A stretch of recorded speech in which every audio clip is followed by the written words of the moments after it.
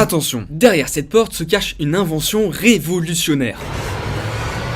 Les premières toilettes sèches d'appartements. Nous sommes ici à Dol de Bretagne, en Bretagne donc, où se trouve le premier immeuble de France avec des toilettes sans eau. On n'est pas du tout sur l'image qu'on se fait des toilettes sèches en fait. Est-ce que ça va les vieilles charrues? L'eau est remplacée par des copeaux de bois.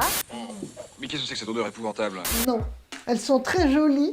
C'est un modèle français. Quand on appuie sur l'interrupteur, ça met en marche le tapis roulant qui va faire tomber les matières ici dans le coffre. Vous ressentez une différence par rapport aux toilettes normales? Oui, ça fait plus plouf.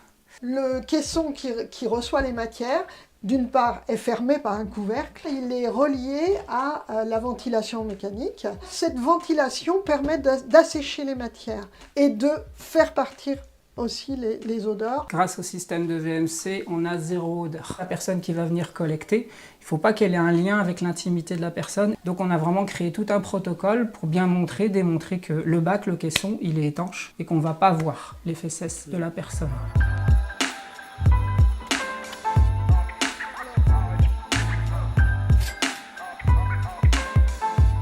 Donc voilà l'intérieur du toilette, le trône venant s'installer ici. Ici, du coup, on aperçoit le tuyau qui emmène les urines dans le circuit de recueil des urines. Les urines seront parties par gravité, puisque le tapis est incliné vers l'avant, alors que les matières solides restent sur le tapis et sont envoyées derrière. Voilà. Ici, il n'y a pas de tout à l'égout, l'urine va directement dans des grandes cuves situées sous la résidence. De l'urine.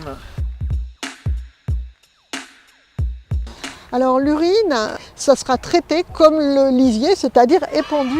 Les matières fécales issues de nos logements sont utilisées sur des cultures pas directement alimentaires. On va mettre ça sur des cultures qui elles-mêmes sont destinées aux animaux. Avec une eau qui, ici à Dol de Bretagne, a baissé un petit peu, c'était 6 € du mètre cube. Ça va de nouveau monter et ça va monter partout en France. On aurait une économie d'environ 80 € par an, par personne. C'est une chose que les habitants d'ici ont petit à petit assez bien intégré, alors qu'ils n'étaient pas du tout spécialistes au départ. On ne demande pas aux gens de vivre de manière spartiate et de la manière dont vivaient leurs grands-parents à la campagne en vidant leur seau. C'est pas une bande d'écolos qui habitent là, c'est des gens comme vous et moi, on va dire.